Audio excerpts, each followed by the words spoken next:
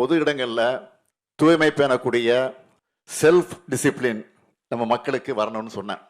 பொதுமக்கள் கொஞ்சம் யோசிச்சு பார்க்கணும். நம்ம நடந்து போறக்கூடிய பாதை கொஞ்சம் தூய்மையற்று இருந்தாலே முகச்சுளிப்போடு கடந்து போவோம்.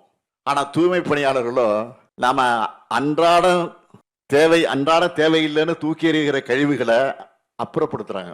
இவங்களை கொஞ்சம் நினைச்சு பார்த்து அதையெல்லாம் நீங்க சிந்திச்சு பார்க்காம பொது இடங்கள்ல கழிவுகளை கொட்டுறது அது மாதிரி செயல்கள் எல்லாம் செய்வது நியாயமா என்பதை சிந்திச்சு பார்க்கணும்.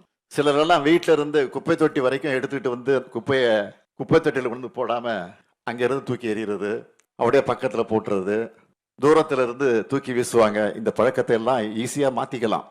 எதிர்காலத்துல மேற்கத்திய நாடுகள் மற்றும் ஜப்பான் போன்ற நாடுகள்ல இருப்பது போல மக்கள் அனைவரும் சுய ஒழுக்கத்தோட 100 விழுக்காடு கடைபிடிப்பாங்க.